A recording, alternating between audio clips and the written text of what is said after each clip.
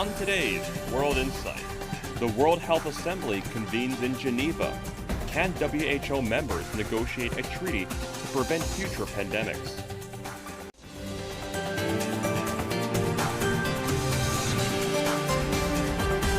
Here's our host, Tian Wei. Hello and welcome to World Insight with me, Tian Wei. The ongoing 76th World Health Assembly in Geneva, Switzerland is themed on saving lives, driving health for all.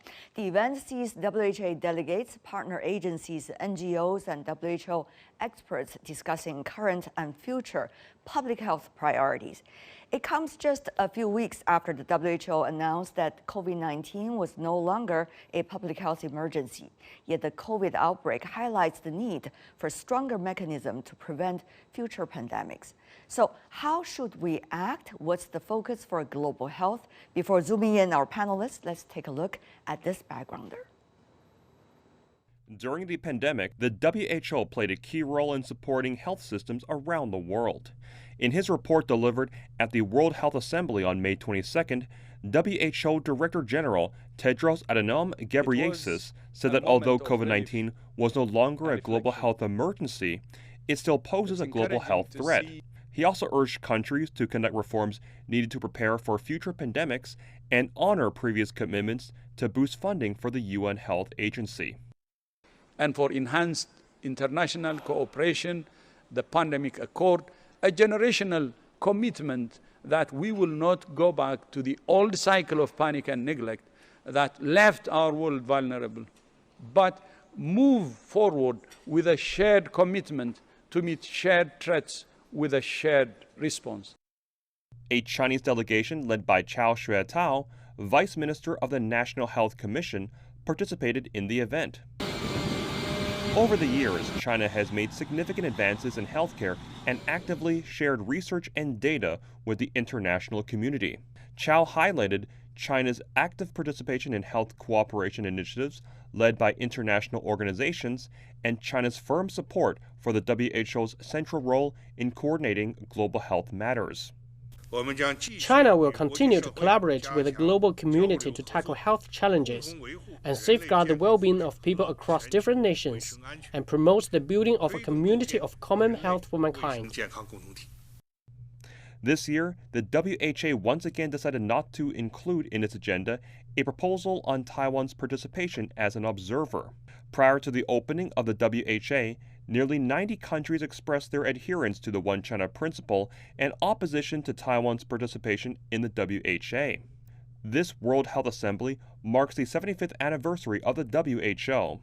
As the Assembly celebrates past achievements, it remains to be seen how the world can support the WHO in fending off future challenges.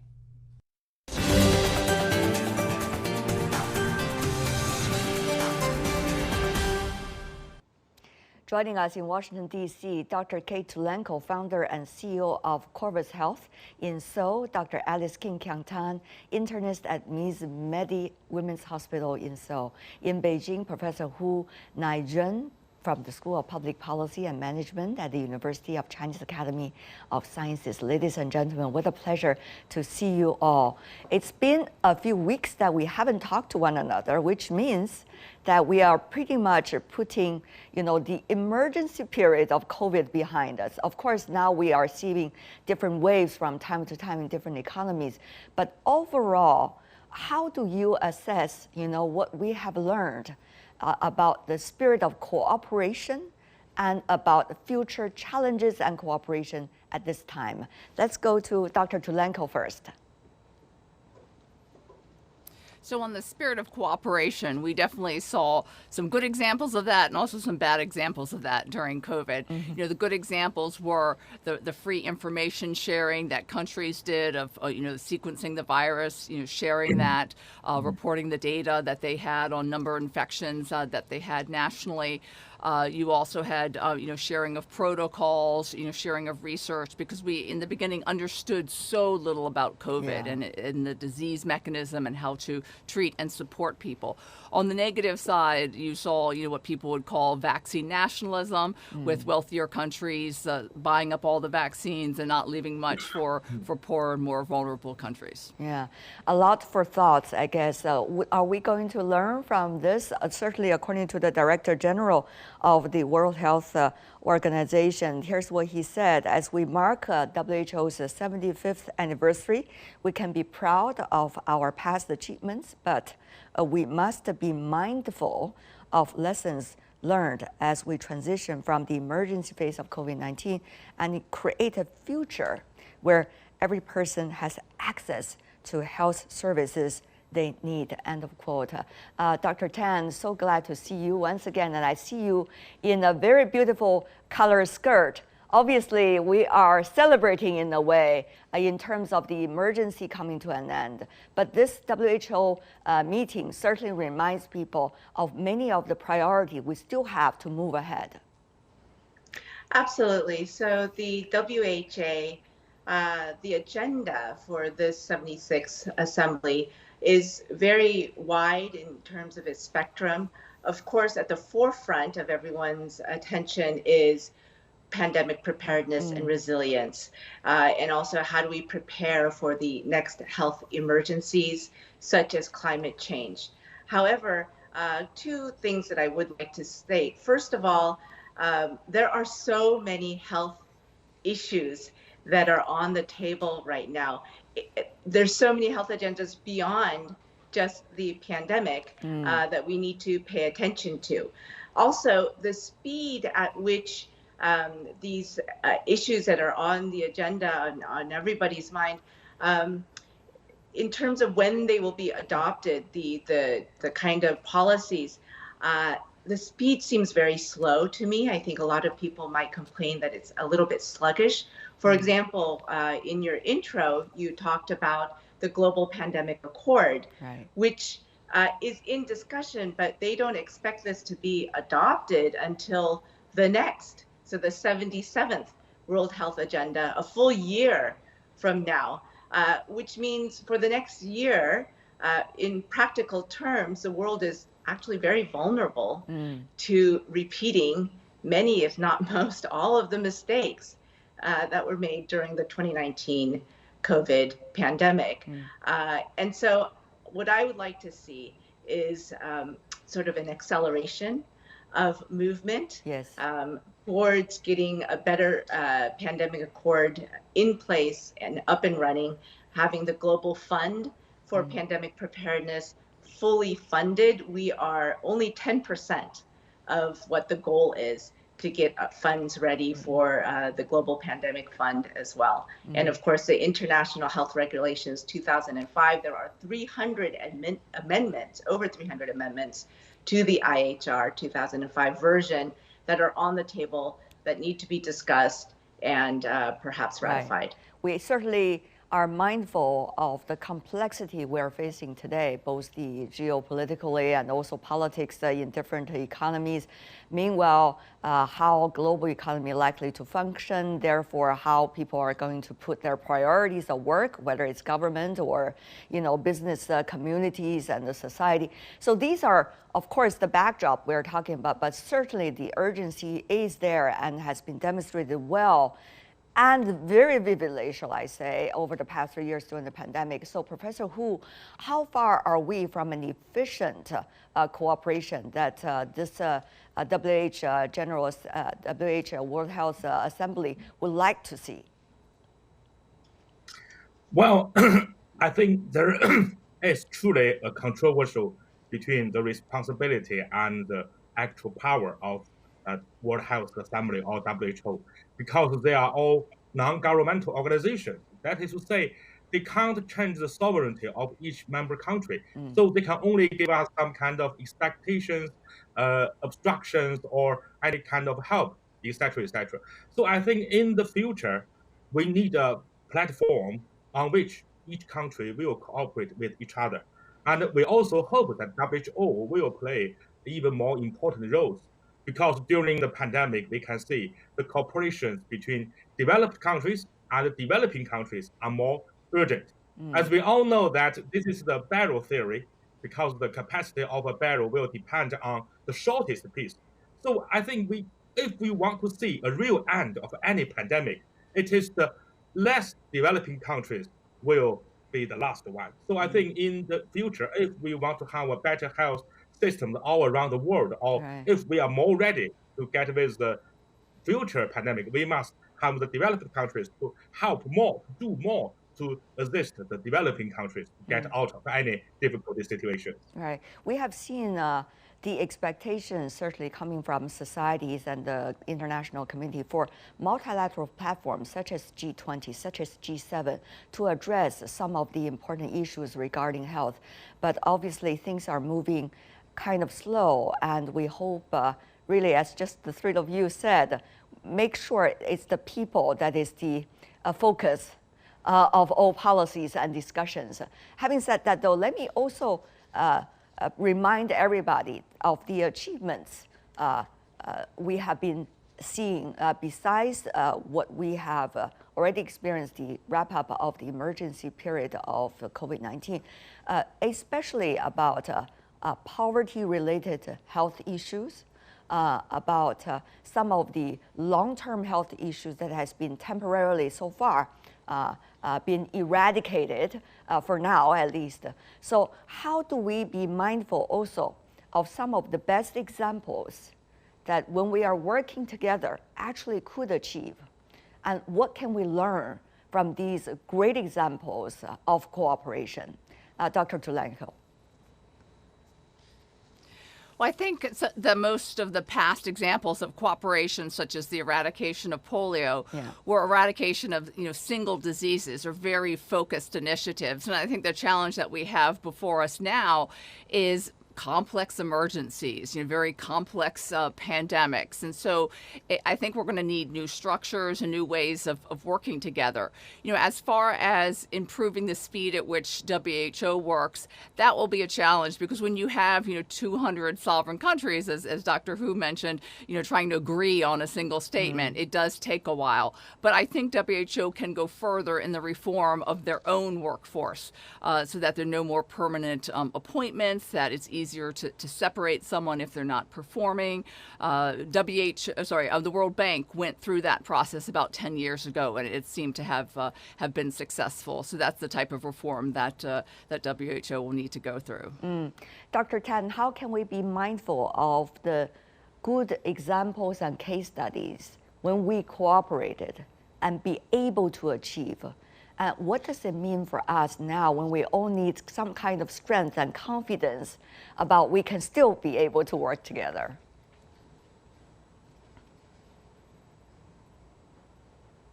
Sorry, is this question to me? Yes, Dr. Tan, please. Okay, I'm sorry, we have a bad connection.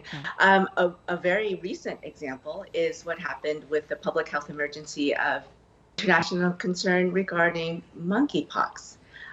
So, of course, this was an infectious disease, or Mpox as it's known now. This is an infectious disease that popped onto the global scene during the global COVID-19 pandemic, but also the emergency phase was declared over within the last few months. And so this is another example of what can happen when international cooperation and surveillance, getting together vaccination campaigns, identifying who is at risk, and targeting messaging and community efforts to protect those vulnerable populations.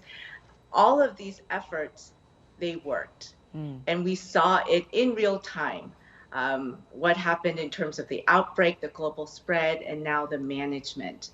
Of course, the same as is true with COVID-19, monkeypox has not been eradicated, it's not been over, but it is now manageable. And I think that's the message for COVID-19 as well.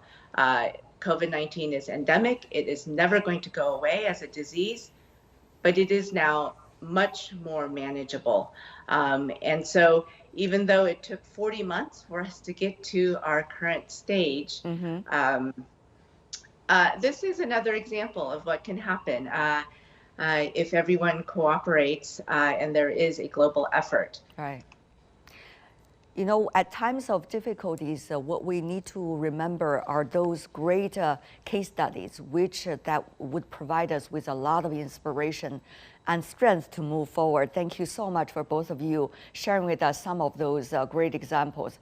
Professor Hu, if I understand right, China has claimed that during the World Health Assembly will continue enhancing international cooperation to safeguard global health security and advance the establishment of global community of health for all. That is said by a Chinese senior official at the press conference recently coincided with the WHO.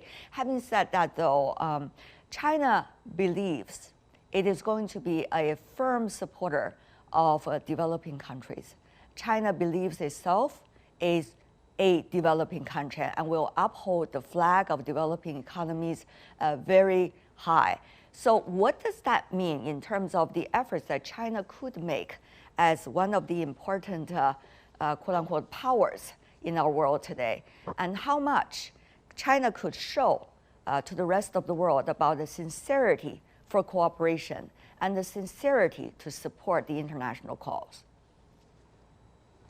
Oh, well, just as the two ladies have some examples, I also want to take an example of the vaccine support from China to the other countries. And as we have mentioned that, I think in the future, the cooperation should be focusing on the technology itself, not to focus on any political or economical factor. And just during the 3 years of pandemic, especially in international cooperation and in the delivery of the support to the cooperation from China, I think the vaccine support to other countries in China is unconditional. We do not have any kind of political or economical conditions in our delivery of the support to the world. We treated the COVID vaccines as the global public goods, which means we will deliver them to the world free of charge and without any conditions or any pre-requirements. So I think this is a case, just as you have mentioned, to show the sincerity of China's devotion to the cooperation of the World Health corporations. And I think as from the point of view of our domestic endeavors, I think China is the first country in the developing world to set out a national health insurance system to the unemployed, which is rare to be seen in other developing countries.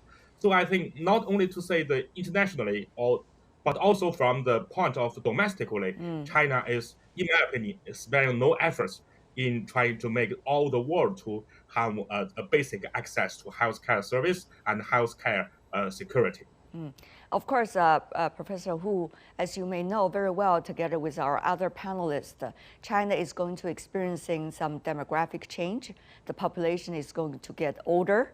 That is just a matter of fact. So what does that mean in terms of challenges posing to both the economy and also the support that is needed for the public to be at the center, as China believes? Professor Hu, very briefly before we move on to the other panelists.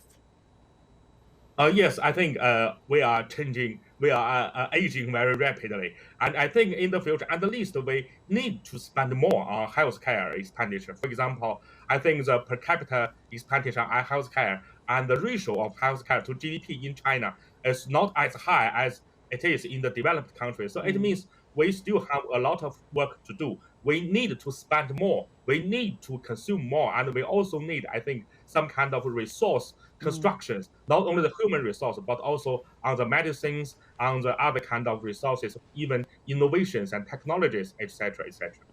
I really want to take advantage of our panelists because they are coming from different parts of the world.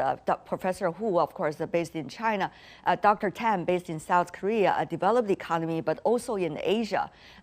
But have different challenges compared to China. Also, Dr. Tulenko, based in North America in the US, you have your own set of challenges in terms of public health. So I really wonder, how would you like to help us understand the set of challenges that you have domestically And also, how is it related to international cooperation, which is very relevant at this year's World Health Assembly?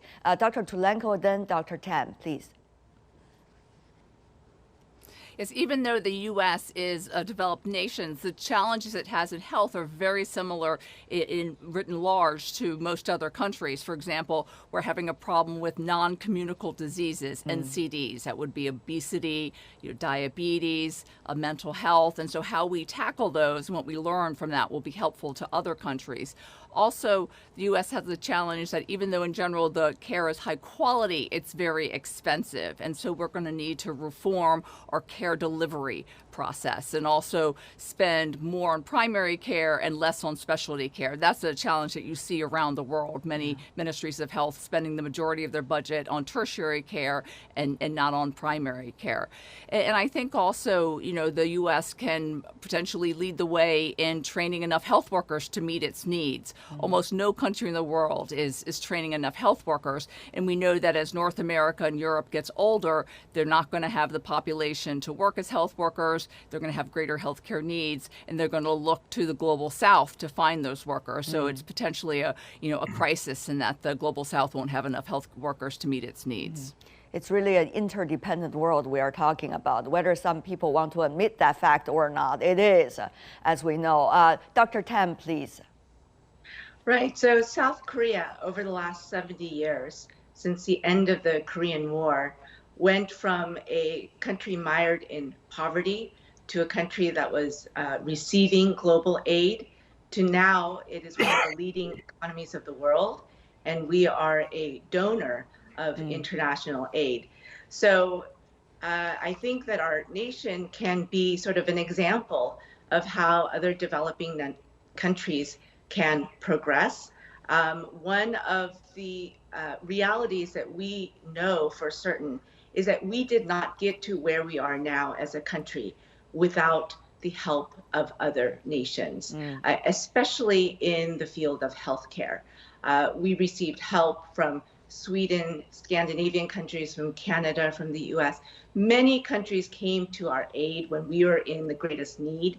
They invested in healthcare education in our country. And this is how we were able to progress. And also we developed a system of national health insurance to guarantee universal healthcare for all Koreans. And so I think this is a model that other countries can benchmark. And also because of our past, we understand that we do have a responsibility to help other nations who are in similar situations as we were 70 years ago, to help them also progress and to develop in areas not just pertaining to healthcare, but in other tech industries, for example. In terms of what we're doing specifically, the WHO has designated South Korea as a hub for vaccine development training. Yes. And so that's one area that we will help in terms of global cooperation to help with the global healthcare needs specific to fighting infectious diseases. Professor Hu, talking about international cooperation, it's been more than 70 years for China to have international cooperation, especially for development. And we know over the decades, China, together with many other countries, also have been providing medical teams to the least developed economies or countries in urgent need when it comes to natural disaster. These are all great efforts made by governments around the world, contributed by their own peoples. So how do you see this tradition to carry on?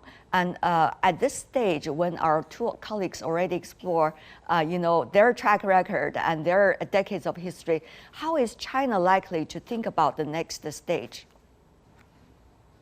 Well, I think, as we all know, that in the history of China's development, we also have health support or donations from other countries. Yes. For example, so many famous hospitals in Beijing and in other cities were built with the help of other countries. And I think right now, China is also doing its best to help other developed countries or other developing countries, especially in African countries. And I think in the future, we will stick to that model that we will have the cooperation without any pre-requirements. That is to say, if we want to help other countries, we will help it with heart and soul, without any pre-requirements or without any demand on any political or economical side. So I think this is simply a basic motto of health itself, that we will help each other without any pre-requirements. Life is the most important thing. Yeah. You know, one of the things when talking to health experts and scientists is that they put lights into your eyes and hope into your heart. I think that is exactly what the three of you have been trying to do, and actually very successful so far. But before we go, we have about 3 minutes left in our program. You know, there is an urgency that the World Health Assembly is going to push forward some of the important documents, as we mentioned, both in our background and in our earlier discussion. So if you are asked by those responsible from different governments as to what to do, what would you suggest to your own governments and those representatives of your own countries to push forward the agenda? Let's go to Dr. Tan first. I think what everybody we need has less than 1 minute, so please. Right. So more than practical steps, what I would like to see is a philosophical change come over the citizens of all the world. And that is a change that focuses on equity, on justice, and peace. There can be no public global health without peace. And of course, equity and justice go hand in hand. And when we have a philosophy that focuses on this and we teach this to our children and we have this education and this philosophy envelop the entire world, I think that's when we will see bigger strides towards the global health that we all deserve. Thank you so much. And Dr. Tulenko. Yes, I think the U.S. could, take the lead and help other countries with preventive work. For example, adding sin taxes to sugary drinks or junk food, to tobacco and other types of substances that cause harm, because it's much more cost effective to prevent diseases than it is to treat it, and to help us get this shift from disease care to disease prevention. I think that shift in WHO would be a major achievement. Thank you. And also, Professor Hu. Well, I think China, if under my advice, will stick to our principle and mottos of international cooperation. That is for sure. And at the same time, I think as to our domestic issues, we will build our hierarchy healthcare system, because comparing with other countries such as the US, such as European countries, we still need a hierarchy healthcare system. Our primary care, our GP teams, and our healthcare situations, not only in the hospitals but also in daily healthcare management, etc., etc. So I think we still have a lot of things to do to our own people, because we have 1.4 billion population. If we can have Chinese people to get accessible healthcare service, that is a big help to the whole world. Yes, indeed.